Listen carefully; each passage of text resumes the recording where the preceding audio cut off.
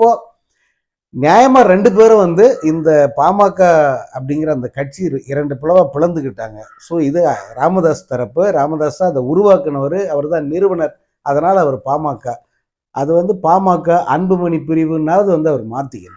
இனியும் தொடர்ந்து இந்த மாதிரி ஒரே பெயரை பயன்படுத்தி விளையாடிக்கிட்டு இருக்கிறது, இந்த சண்டை போடுறது, அடிச்சுக்கிறது, தொடர்ச்சியாக லாவணி போடுறது, ஒருத்தர் மேலே ஒருத்தர் குற்றம் சாட்டுறது, என்கிட்ட தான் பேசணும் கூட்டணி பற்றின்னு அன்புமணி சொல்கிறது, இல்லை இல்லை நான் தான் பேசுவேன், நான் தான், எனக்கு தான் அதுக்கான உரிமை இருக்குன்ட்டு அவர் சொல்கிறது, இப்படி வந்து தொடர்ச்சியாக இந்த விளையாட்டு வந்து தொடர்ந்தால் அது ரொம்ப ரொம்ப அசிங்கமாக போயிடும்.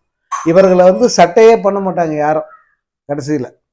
அந்த சமூகத்து மக்களே கூட வந்து எப்போ போதுண்டா அவங்க அரசியலே போதும், நாங்கள் திமுகவுக்கு அதிமுக வாக்களிச்சுட்டு போகிறேன் அப்படின்ட்டு போகிறதுக்கு அந்த போகிற ஆபத்து வந்து இருக்குது. அதை உணர்ந்து இருவரும் 2 பிரிவுகள் ஆகிட்டாங்க. இனி சேர முடியாது அப்படின்னும் போது 2 பிரிவுகளாக அபிஷியலாக பிரிச்சுக்கிட்டு அதற்கான சின்னங்களை பெற்றுக்கொண்டு தேர்தலில் நிற்கலாம். தங்களுக்கு பிடித்த கூட்டணியோடு வந்து அவர்கள் அணி சேர்ந்து பயணத்தை தொடரணும். அதை விட்டுட்டு வந்து திரும்ப சண்டை போட்டுக்கூடாது. அந்த சண்டை எதுக்காகன்றது எல்லாருக்குமே தெரியும்.